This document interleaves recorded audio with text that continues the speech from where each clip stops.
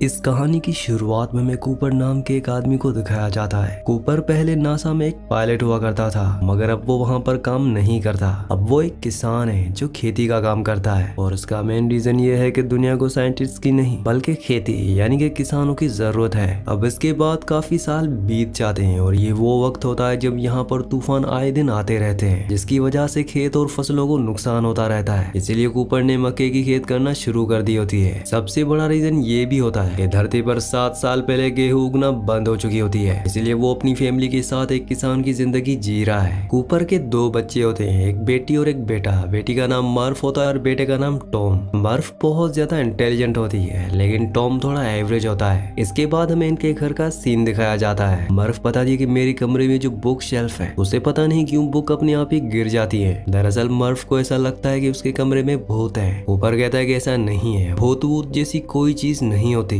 मर्फ कहती है कि मुझे कभी कभार तो ऐसा लगता है कि वो भूत और कोई नहीं बल्कि आप खुद हैं। लेकिन कूपर उसे समझाता है कि ये सारी बातें फजूल की हैं, तुम इन बातों पर ज्यादा ध्यान मत दो, तुम भूतों और साइंस को कनेक्ट कर रही हो। तब मर्फ कहती है कि आपने कहा था कि साइंस का काम होता है उन चीजों को एक्सप्लोर करना, और आज आप भी इन बातों को फजूल बता रहे हैं। कूपर कहता है कि अगर तुम्हें इन दोनों के बीच में कनेक्शन बैठाना ही है तो मेरे पास तुम्हारे लिए एक एडवाइस है। तुम्हारे कमरे में जो भी हो रहा है तुम उसे ऑब्जर्व करो, उसे ध्यान से देखो, उस पर फोकस करो, समझने की कोशिश करो कि आखिर जो हो रहा है उसके पीछे का रीजन क्या है।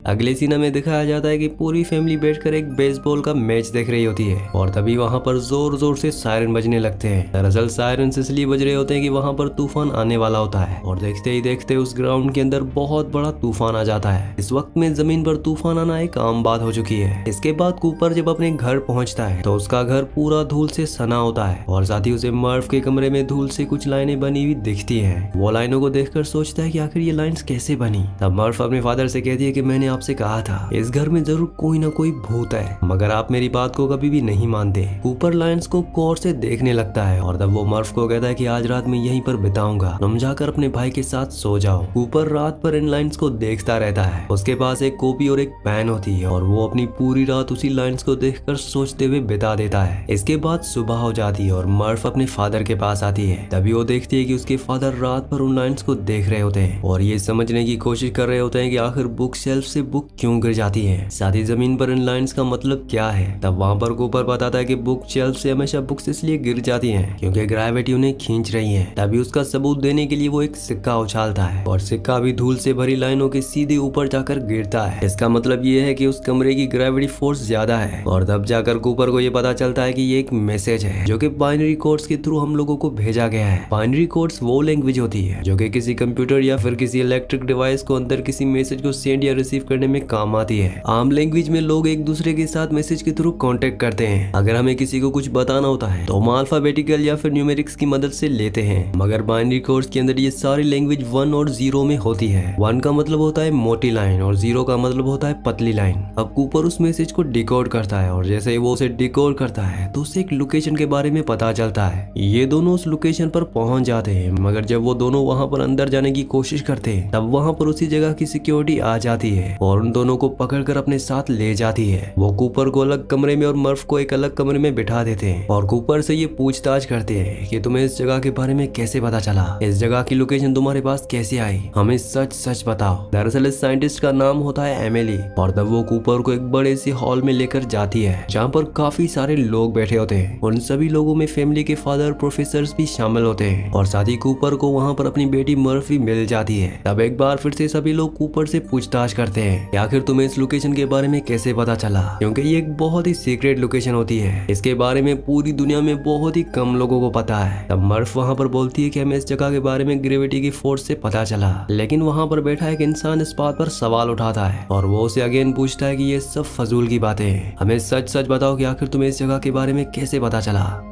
इसके बाद कूपर उसे कहता है कि मैं तुम सबको सच सच बता दूंगा, बस मुझसे ये वादा करो कि तुम मुझे और मेरी बेटी को यहाँ से जाने दोगे। अब वहाँ पर प्रोफेसर बेन उन्हें शांत करवाता है। असल में प्रोफेसर बेन और कूपर ये दोनों कभी नासा में एक साथ काम किया करते थे, इसीलिए कूपर और प्रोफेसर बेन साइड में आपस में एक दूसरे से बात करने के लिए निकल जाते हैं। कूपर के मुताबिक अब नासा ऑर्गेनाइजेशन बंद हो चुकी है, और साथ ही नासा जैसी कई और भी ऑर्गेनाइजेशन जो कि स्पेस प्रोग्राम्स पर काम किया करती थी, और इसके पीछे का रीजन है उनका बजट, क्योंकि अब जो वक्त आ चुका है इस वक्त में लोग लोगों के पास खाने के लिए पैसे नहीं है, और अगर लोग नासा जैसे बड़े स्पेस प्रोग्राम के अंदर अपना पैसा लगा देंगे, ये बात आम लोगों को अच्छी नहीं लगेगी। इसी वजह से ये सारे के सारे प्रोजेक्ट्स बंद करवा दिए गए। मगर आज भी ये सीक्रेट ऑर्गेनाइजेशन काम कर रही है, इसने अपना काम करना बंद नहीं किया, और ये ऑर्गेनाइजेशन भी नासा के इंटरनली आती है। इसके बाद वहाँ पर प्रोफेसर बेन बताते हैं कि अब इन कई सालों में जमीन पर गेहूं उगना बंद हो चुका है, और साथ ही अगर ऐसा चलता रहा तो थोड़े टाइम के बाद इस अर्थ पर कोई भी अनाज नहीं बचेगा, और अगर ऐसा हुआ तो अर्थ पर ऑक्सीजन की लिमिट भी कम हो जाएगी। ऊपर उनसे कहता है कि कोई तो रास्ता होगा जिससे हम वापस अपनी फसलों को उगा सके, ऑक्सीजन की लिमिट वापस अर्थ पर बढ़ा सके। लेकिन प्रोफेसर बेन कहते हैं कि नहीं, हमें इस अर्थ को बचाना नहीं बल्कि इस अर्थ को छोड़कर जाना होगा। और साथ ही वो कूपर को ये भी बताते हैं कि स्पेस में एक एंड्योरेंस नाम का एक स्पेसशिप मौजूद है, जिसमें इतना फ्यूल भरा है कि वो गैलेक्सी में जाकर और अर्थ के जैसे रहने लायक दुनिया को ढूंढ सकता है। हमारे पास अभी भी कुछ रॉकेट्स हैं जो हमें उस स्पेसशिप तक पहुंचा सकते हैं। बात ही बातों में वहां पर बेन कूपर को ये भी बताते हैं कि आज से 48 साल पहले सैटर्न प्लेनेट के आसपास में वर्म होल अचानक से खुल गया था। उसकी मदद से हम किसी भी गैलेक्सी में कम से कम टाइम के अंदर पहुंच सकते हैं। हमारी गैलेक्सी का नाम मिल्की वे है, जिसके अंदर बेशुमार तारे और अरबों खरबों प्लैनेट्स हैं, और इस मिल्की वे की तरह इस पूरे यूनिवर्स में और भी कई सारी गैलेक्सीज मौजूद हैं। इंसान को वहां तक पहुंचने में लाखों साल लग जाएंगे, मगर इस दूरी को हम वर्म होल के थ्रू कम कर सकते हैं। दरअसल worm hole basically Albert Einstein की थ्योरी थी।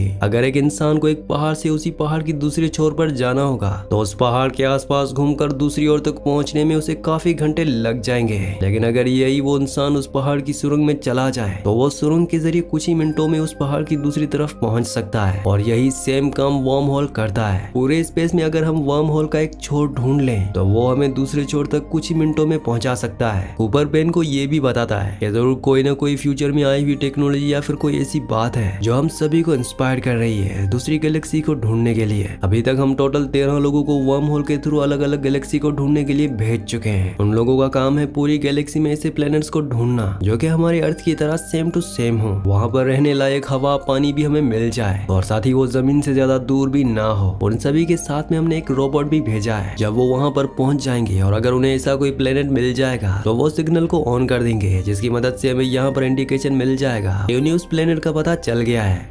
अब जो स्पेस में टोटल 13 लोगों को भेजा गया था उसमें से 3 के सिग्नल उन्हें मिल चुके हैं। इसका मतलब ये है कि 3 प्लैनेट्स अभी भी एग्जिस्ट करते हैं जो ज्यादा दूर नहीं है, मगर हम लोग उन तीनों से कांटेक्ट नहीं कर सकते क्योंकि हमारे पास इतने सिग्नल नहीं है। हमें बस ये पता चला है कि प्लैनेट्स एग्जिस्ट करते हैं, मगर क्या उसका एटमॉस्फेयर उसका क्लाइमेट हमारी दुनिया के मुताबिक है ये हमें नहीं पता। इस बात का पता करना जरूरी है, और इसीलिए अब एक टीम बनाई जा रही है जिसके अंदर वो पूरी टीम उन तीनों प्लैनेट्स तक जाएगी और वहां पर जाकर ये मालूम करेगी कि आखिर उन तीनों में से कौन सा प्लेनेट है जो हमारी दुनिया के जैसा ही हो, जहाँ पर इंसानी जिंदगी को फिर से जगाया जा सके। तभी यहाँ पर प्रोफेसर पेन कूपर को एक और बात बताते हैं। उनके पास 2 आइडियाज हैं। आइडिया नंबर 1, अगर उन्हें ऐसा प्लेनेट मिल जाता है तो वो अपने एक बड़े से स्पेस शटल को पूरी तरीके से अर्थ से उस प्लेनेट पर ले जाएंगे, जहाँ पर वो काफी सारे लोगों को बचाकर इस दुनिया से दूसरी दुनिया तक पहुंचा सके। अब जिस जगह ये खड़े हैं वो कोई बिल्डिंग नहीं बल्कि एक स्पेस शटल ही होता है, मगर वो इतना बड़ा होता है, इतना भारी होता है कि वो उड़कर इस दुनिया से दूसरी दुनिया तक नहीं पहुंच सकता, और इसीलिए वो ग्रेविटी की थ्योरीज पर अपना काम कर रहे हैं। उनके थ्रू अगर इस दुनिया की ग्रेविटी को ऑफ कर दिया जाए तो हर चीज हवा में तैरने लगेगी, और इसी के साथ साथ ये जो पूरा का पूरा स्पेस शटल है ये भी हवा में तैरने लगेगा, और बस इसे डायरेक्शन दिखानी होगी जहाँ पर हमें इसको भेजना है। और अगर ऐसा होता है तो उस दुनिया के काफी सारे लोगों को एक ही बार में बचाकर इस दुनिया से दूसरी दुनिया तक पहुंचा पाएंगे। या तो उनका प्लान नंबर 1, और अगर ये प्लान नंबर 1 कामयाब नहीं होता तो उनके पास प्लान नंबर 2 भी है। वो ये होता है कि वो एक एस्ट्रोनॉट के साथ 5000 एम्ब्रियोज भेज देंगे, जिससे कि वो इंसानी जात को इस दुनिया पर फिर से पनपा पाएगा। बेन वहाँ पर कूपर से कहता है कि क्यों ना तुम भी इस मिशन में शामिल हो जाओ, हमें वैसे भी काफी पायलट्स की जरूरत है और तुम वैसे भी पायलट ही हो, तो क्यों ना तुम हमें ज्वाइन कर लो। और इन बातों को सुनकर कूपर भी उनकी बात मान जाता है, क्योंकि ये दुनिया को बचाने का एक पूरा का पूरा एक्सपेरिमेंट हो रहा है। मगर इस बात से मर्फ काफी ज्यादा नाराज होती है। वो अपने फादर से कहती है कि आखिर आप इस स्पेस प्रोग्राम में क्यों जाना चाहते हैं, यहाँ पर जाने का खतरा है, वहाँ पर आप जाएंगे जरूर, इस बात की सिक्योरिटी है, मगर वहाँ से वापस आएंगे इस बात की कोई सिक्योरिटी नहीं है। तब कूपर अपनी बेटी को समझाता है कि मैं जो भी कर रहा हूँ उसमें तुम्हारी, मेरी और साथ ही इस पूरी दुनिया की भलाई है, और ये कहकर कूपर वहाँ से चला जाता है। रात को मर्फ अपने कमरे में ही बैठी होती है और वो उन लाइनों को अगेन देखने लगती है, और सुबह जब मर्फ के फादर उसे बाय करने के लिए उसके पास आते हैं तब मर्फ कहती है कि मैंने उस मैसेज को डिकोड कर लिया है, उस मैसेज का मतलब है स्टे, यानी कि रुक जाओ। मगर तब कूपर मर्फ की बात नहीं मानता और वो वहाँ से जाने के लिए तैयार हो जाता है, मगर जाने से पहले उसके पास में 2 घड़ियां होती हैं उसमें से एक घड़ी वो मर्फ को दे देता है और बोलता है कि इन घड़ियों में दोनों अलग अलग टाइम है। एक टाइम जो स्पेस के थ्रू बनाया गया है और एक टाइम जो इस अर्थ के अकॉर्डिंग है। स्पेस में हमेशा अर्थ के मुकाबले टाइम ज्यादा धीरे चलता है। तो अगर ऐसा हुआ कि मैं जब भी इस धरती पर वापस आऊँ तो हो सकता है कि तुम मेरी तरह बूढ़ी हो जाओ और जिस एज में मैं जा रहा हूँ शायद मैं उसी एज में वापस आऊँ। तुम बस अपना ख्याल रखना। इस बात को सुनकर मर्फ काफी ज्यादा रोने लगती है। और अब यहाँ से कूपर अपने प्रोजेक्ट अपने मिशन की तरफ निकल जाता है। वो अपने रॉकेट में बैठकर सबसे पहले तो उस स्पेसशिप के अंदर पहुंचते हैं। उस स्पेसशिप के अंदर में से एक छोटा सा स्पेसशिप एक वर्म होल तक पहुंच जाता है। उस वर्म होल का नाम होता है गार्गेंडा और ये वही वर्म होल होता है जिसके थ्रू ये उन तीनों के तीनों प्लैनेट्स तक पहुंच सकते हैं। वही 3 प्लैनेट्स जिन पर ऑलरेडी इंसान पहुंच चुके हैं और वहां से सिग्नल भेज रहे हैं कि दुनिया इंसानों के रहने लायक है। अब इनके अर्थ के जो सबसे करीब प्लैनेट है उसका नाम है मिलर्स प्लैनेट। और तभी उनकी टीम ये डिसाइड करती है कि हम सबसे पहले इसी प्लेनेट पर जाएंगे। अब यहाँ पर कहानी में ट्विस्ट ये है कि जो प्लेनेट होता है ये वर्म होल के काफी ज्यादा करीब होता है। इसका मतलब ये है कि यहाँ पर ग्रेविटेशनल फोर्स भी काफी ज्यादा होगी। इस प्लेनेट पर बिताया गया 1 घंटा हमारी दुनिया के 7 सालों के बराबर होगा। इस प्लेनेट का नाम मिलर्स प्लेनेट इसलिए होता है क्योंकि इनके एक साथी का नाम मिलर होता है जो कि वहाँ पर सबसे पहले गया था और उसी को बचाने के लिए जब वो वहाँ पर पहुँचते हैं तो वहाँ पर उन्हें पता चलता है कि उसका स्पेसशिप पूरी तरह से तबाह हो चुका है और जो मशीन है यानी कि जो रोबोट है सिर्फ वही वहाँ पर पड़ी होती है और उसी का सिग्नल उन्हें बार बार मिल रहा होता है। वहाँ पर वो देखते हैं कि उस पूरे के पूरे प्लेनेट पर सिर्फ 2 फुट का पानी होता है, ना ही कोई जमीन और ना ही कोई पहाड़। और तभी वहाँ पर एमिली कहती है कि मुझे दूर कुछ पहाड़ दिख रहे हैं, मैं वहाँ पर जाकर चेक करना चाहती हूँ कि क्या वो सब कुछ हमारी दुनिया के मुताबिक है। मगर तभी वहाँ पर कूपर जब उसे ध्यान से देखता है तो उसे पता चलता है कि वो कोई पहाड़ नहीं बल्कि बड़ी बड़ी पानी की लहरें हैं जो सीधा उनकी तरफ आ रही है। कूपर कहता है कि नहीं, वहाँ पर मत जाओ, वो पानी की लहरें जो हम तक आ रही है। वो तीनों भागकर अपने स्पेस जेट पर बैठने की कोशिश करते हैं मगर एमिली वहाँ पर छूट जाती है। तब वहाँ पर रोबोट भागकर जाते हैं और उसे बचाकर अंदर ले आते हैं मगर तब तक उनका एक साथी वहीं पर ही छूट जाता है जिस वजह से उसकी वहीं पर ही मौत हो जाती है। और तभी उन्हें पता चलता है कि उनके स्पेस जेट के अंदर पानी भर चुका है, उन्हें वो पानी निकालना होगा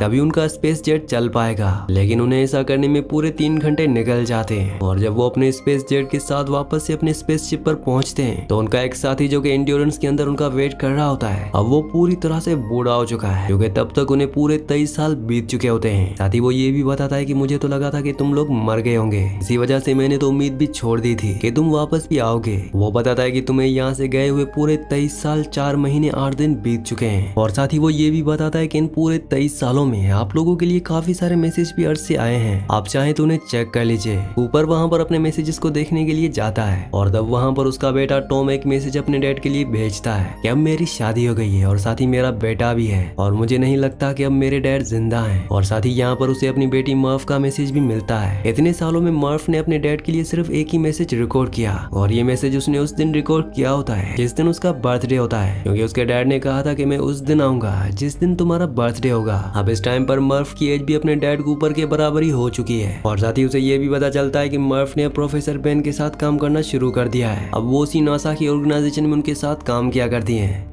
अभी यहाँ पर ये सभी लोग ये डिसाइड करते हैं कि बाकी बचे 2 प्लैनेट्स में से हमें कौन से प्लैनेट पर जाना चाहिए। तब वहाँ पर कूपर और साथी डॉक्टर बोलते हैं कि हमें मैन के प्लैनेट पर जाना चाहिए क्योंकि वो हमारे स्पेस शटल के पास ही में है। मगर तब वहाँ पर एमिली कहती है कि नहीं, हमें एडमिन के प्लैनेट पर जाना चाहिए क्योंकि वहाँ से आया हुआ डाटा काफी ज्यादा स्ट्रॉन्ग है। मुझे ऐसा लगता है कि वहाँ पर इंसानी जिंदगी काफी अच्छे तरीके से पनप पाएगी, इसलिए हमें उसके प्लैनेट पर जाना चाहिए। इंतजार करते करते उनका फ्यूल भी खत्म हो जाता है, इसीलिए वो डिसाइड करते हैं कि वो एडमिन के प्लैनेट पर नहीं बल्कि मैन के प्लेनेट पर जाएंगे और वहां जाकर ये पता करेंगे कि क्या वो प्लेनेट हमारे रहने लायक है या नहीं। अब जब वो लोग मैन के प्लेनेट पर पहुंचते हैं तो वहां पर पहुंचने पर उन्हें पता चलता है कि एक आदमी अपने स्लीपिंग चेंबर में सो रहा होता है। इसके बाद वो आदमी बताता है कि इस प्लेनेट पर अमोनिया की लिमिट काफी ज्यादा है, लेकिन अगर ऊंचे पहाड़ों पर जाएंगे तो वहाँ पर सब कुछ नॉर्मल है, वहाँ पर हम आराम से सांस ले सकते हैं। लेकिन तभी हमें ये पता चलता है कि उसने काफी टाइम पहले अपने रोबोट को बंद कर दिया था सिग्नल ना भेजने के लिए। तो वहाँ पर बाकी लोग उससे पूछते हैं कि आखिर तुमने इस रोबोट को ऑफ क्यों कर दिया,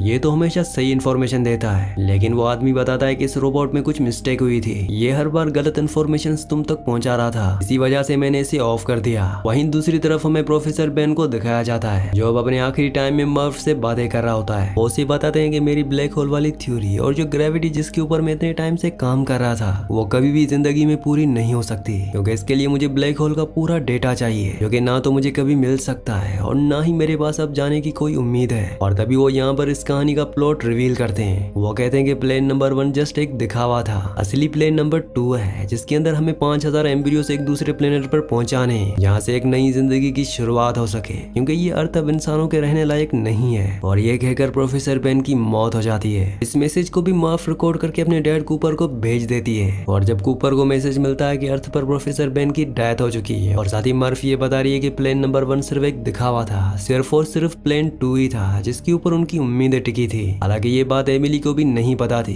कि उसके फादर का प्लेन नंबर 1 सिर्फ एक दिखावा था। अब कूपर ये डिसाइड करता है कि वो सब कुछ छोड़कर अपने अर्थ अपने प्लेनेट पर वापस चला जाएगा, उसे आगे कोई भी काम कंटिन्यू नहीं करना है। और तभी उनका साथी डॉक्टर कूपर को ये बताता है कि जब तुम अपने प्लेनेट यानी कि अर्थ पर वापस जाओगे तो ब्लैक होल के चक्कर लगाते हुए जाना और वहां पर एक रोबोट को छोड़ देना। इससे होगा ये कि वो रोबोट वहां पर सारी की सारी इन्फॉर्मेशन को कलेक्ट कर लेगा, जैसे कि ब्लैक होल की थ्योरी पर जो प्रोफेसर बेन काम कर रहे थे, कम से कम हमें उनकी सारी इन्फॉर्मेशन तो मिलती रहेगी। अब जैसे ही वहां से कूपर और साथी वो आदमी ये दोनों बाहर निकलते हैं, तब उसे पता चलता है कि उस आदमी ने हम सबसे झूठ बोला है। इस पूरे प्लेनेट पर अमोनिया ही अमोनिया भरा हुआ है। उसने सिर्फ अपनी जान बचाने के लिए हम सबको धोखा दिया। उसने हमें ये गलत इन्फॉर्मेशन दी कि ये प्लेनेट जिंदगी जीने के लायक नहीं है, मगर यहाँ पर तो ऐसा कुछ नहीं है। यहाँ पर ऑक्सीजन की लिमिट बिल्कुल भी नहीं थी। वो इस प्लेनेट पर फंस कर नहीं मरना चाहता, इसलिए उसने उस रोबोट को भी बंद कर दिया जो कि सही इन्फॉर्मेशन उन तक पहुंचा रहा था। और इसी वजह से इन दोनों के बीच में हाथापाई होना शुरू हो जाती है। लेकिन तभी वहाँ पर एमिलिया आ जाती है और दोनों को छुड़वा देती है और वहाँ से कूपर की जान बचा लेती है। मगर इसी भागम भाग में वहाँ पर उस आदमी को रास्ता मिल जाता है कि वो अपने स्पेस जेट पर बैठकर एंड्रियोस तक पहुंच पाए, और वो ऐसा ही करता है। वो एक स्पेस जेट पर बैठकर सीधा एंड्रियोस तक पहुंच जाता है और अपने जेट को कांटेक्ट करने की कोशिश करता है, मगर इसके अंदर वो सक्सेसफुल नहीं हो पाता। और इसी वजह से एंड्रियोस में एक ब्लास्ट हो जाता है, जिससे कि वो पूरे स्पेस में घूमने लगता है। वहीं दूसरी तरफ कूपर और एमिलिया भी अपने स्पेस जेट के अंदर बैठकर सीधा एंड्रियोस के पास में आने की कोशिश करते हैं, और वो अपने जेट को जैसे तैसे करके फाइनली एंड्रियोस के साथ कनेक्ट कर ही देते हैं। और अब वो यहाँ पर यूज में लेते हैं स्लिंग शॉट वाली थ्योरी को। स्लिंग शॉट का यूज करते हुए कूपर और एमिलिया ब्लैक होल के करीब तक पहुंच जाते हैं और वहां से उस तीसरे प्लेनेट की ओर जाने की कोशिश करते हैं, क्योंकि वही एक आखिरी प्लेनेट था जहाँ से कुछ अच्छे प्रॉमिसिंग और साथ ही ट्रस्टेबल डेटा की इन्फॉर्मेशन मिल रही होती है। मगर वहाँ जाते जाते उन्हें पता चलता है कि स्लिंग शॉट इतना पावरफुल नहीं है कि वो पूरी तरीके से ब्लैक होल में हमें भेज पाए। इसलिए कूपर डिसाइड करता है कि वो अपने स्पेसशिप को उस शटल से दूर कर देगा। ऐसा करने के साथ साथ वो अपने रोबोट को भी ब्लैक होल के दायरे में भेज देता है, ताकि वो रोबोट पूरी तरीके से ब्लैक होल का डेटा अपने अंदर कलेक्ट करके वो अर्थ पर भेज सके। लेकिन ऐसा करते वक्त उसका उस रोबोट से कॉन्टेक्ट टूट जाता है और वो बहुत ही तेजी से स्पेस के अंदर ब्लैक होल के अंदर खींचा चला जाता है। और जब वो ब्लैक होल उसे अपनी ओर खींच लेता है तो वो पहुंच जाता है 5th डायमेंशन में, जो कि बनाया होता है एडवांस लोगों ने। ये वो लोग होते हैं जो हमसे फ्यूचर में आगे चल रहे होते हैं। वो जगह किसी टेस्ट राइड की तरह दिखाई जाती है। इस जगह को बनाने के पीछे मकसद ये था कि फ्यूचर के लोग प्रेजेंट के लोगों से कांटेक्ट कर पाएं और जो जमीन तबाह होने वाली है उससे अर्थ को पूरी तरीके से बचाया जा सके। इस टेस्ट राइड की मदद से अब कूपर अपने वक्त में आगे और पीछे हर वाकये को देख सकता है। इस टाइम के अंदर जाकर वो अपनी बेटी मर्फ को भी देखता है, जो कि अभी बचपन में होती है, यानी कि बहुत छोटी। और तब वो अपनी बेटी से कांटेक्ट करने की कोशिश करता है, लेकिन तब उसे पता चलता है कि वो सिर्फ उसे देख सकता है, उसे बात नहीं कर सकता। इसलिए वो ग्रेविटी का इस्तेमाल करता है, क्योंकि उसे ये बात पता थी ग्रेविटी इस पूरी दुनिया, हर गैलेक्सी, हर प्लेनेट पर पाई जाती है। और वो उसी ग्रेविटी का यूज करके उन किताबों को गिराता है। और जब उनके घर में धूल आई थी तो उसी धूल से वो बाइनरी कोड्स के मैसेज भेजता है, जिसमें वो अपनी बेटी को एक मैसेज भेजता है जिसमें लिखा होता है स्टे, जो कि मर्फ ने अपने एक नोटबुक में भी लिख लिया था। और साथ ही इस वक्त तक ऊपर के अपने रोबोट के साथ में कॉन्टेक्ट भी वापस बैठ जाता है और उसे ये भी पता चलता है कि उस रोबोट ने उस पूरे ब्लैक होल का डेटा अपने अंदर कलेक्ट कर लिया है। अब कूपर ये चाहता है कि इस रोबोट ने जो सारा डेटा अपने अंदर कलेक्ट किया है वो अर्थ पर अपनी बेटी मर्फ तक पहुंचा सके, क्योंकि मर्फ भी अब बेन के साथ काम करके एक बहुत अच्छी साइंटिस्ट बन चुकी होती है। लेकिन प्रॉब्लम ये होती है कि वो उसे कुछ बता नहीं सकता। वो देख तो सब कुछ सकता है, लेकिन अपना मैसेज उस तक नहीं पहुंचा सकता। और तभी उसे मोर्स कोड की थ्योरी याद आती है। मोर्स कोड की थ्योरी में हमें ये पता चलता है कि हम किसी भी हिलने और या फिर झपकने वाली चीज के साथ में अपना मैसेज किसी दूसरे इंसान तक पहुंचा सकते हैं। इस काम के लिए किसी घड़ी की टिक टिक या फिर किसी लाइट ऑन ऑफ या फिर कोई ऐसी चीज जिसकी क्लिक के साथ में हम किसी इंसान तक अपना मैसेज पहुंचा सकें, ये सारी चीजें मोर्स कोड के अंदर आती हैं। और इसी थ्योरी को काम में लाते हुए अब कूपर अपनी सारी डेटा, अपनी सारी इन्फॉर्मेशन जो घड़ी उसने बचपन में अपनी बेटी मर्फ को दी थी, वो इन्फॉर्मेशन उस सुई की घड़ी के अंदर ट्रांसफर कर देता है। और अब क्योंकि मर्फ भी एक साइंटिस्ट बन चुकी है तो उसे भी भी मोर्स कोड के बारे में पता होता है। वो जब अपने फादर की दी हुई घड़ी को लेने के लिए अपने घर में आती है तो घड़ी के अंदर उसे टिक टिक कुछ अजीब तरीके से महसूस होती है और वो समझ जाती है कि मेरे फादर कूपर ने मेरे लिए एक मैसेज भेजा है। और फाइनली वो उस मोर्स कोड की पहेली को सुलझाकर इस पूरे ब्लैक होल के डेटा को एकदम एक्सप्लेन कर देती है। वो सारे रात सारी पहेलियां सुलझा देती है जो कि आज तक प्रोफेसर बेन भी नहीं सुलझा पाए। और ऐसा करने पर टेस्टेड जिसके अंदर कूपर मौजूद था वहाँ पर से वो गायब हो जाता है और थोड़ी देर में उसकी आंखें हॉस्पिटल में खुलती हैं। तब वहाँ पर वो डॉक्टर से पूछता है कि मैं कहाँ पर हूँ। तब वहाँ पर वो कहते हैं कि कूपर आप स्टेशन पर हैं। उसे ये लगने लगता है कि उसने पूरी दुनिया को बचा लिया, लेकिन तभी वहाँ पर डॉक्टर ये बताते हैं कि कूपर स्टेशन का नाम आपके नाम पर नहीं बल्कि आपकी बेटी मर्फ कूपर के नाम पर रखा गया है। उसी ने फाइनली इस ग्रेविटी की थ्योरी पर काम करके हम सभी को बचा लिया। तब वहाँ पर कूपर अपनी बेटी मर्फ से मिलने चाहता है। उसकी बेटी काफी ज्यादा बूढ़ी हो चुकी है क्योंकि कूपर के वहाँ बिताए गए हुए 3 घंटे यहाँ पर कई साल थे। वो अपनी बेटी से मिलकर काफी खुश होता है और तब वो अपनी बेस्ट फ्रेंड एमिलिया के बारे में भी उससे पूछता है। तब वहाँ पर मर्फ बताती है कि एमिलिया भी उस प्लेनेट पर है जहाँ पर उसने जिंदगी की खोज कर ली है। वो लास्ट प्लेनेट जिसके बारे में आप खोज कर रहे थे जिसका नाम था एडमिंस प्लेनेट, वो जगह पूरी तरीके से इंसानों के रहने लायक है। और तब कूपर वहाँ पर अपनी स्पेसशिप के साथ में उस तीसरे प्लेनेट पर पहुंच जाता है जहाँ पर उसकी मुलाकात एमिलिया से होती है। और इसी सीन के साथ इस मूवी का इस कहानी का एंड हो जाता है। अगली कहानी आप किस मूवी पर सुनना चाहते हैं मुझे नीचे कमेंट्स में जरूर बताना क्योंकि मैं आपकी कमेंट्स पढ़ता हूँ और आपके प्यारे प्यारे कमेंट्स का बहुत बहुत शुक्रिया।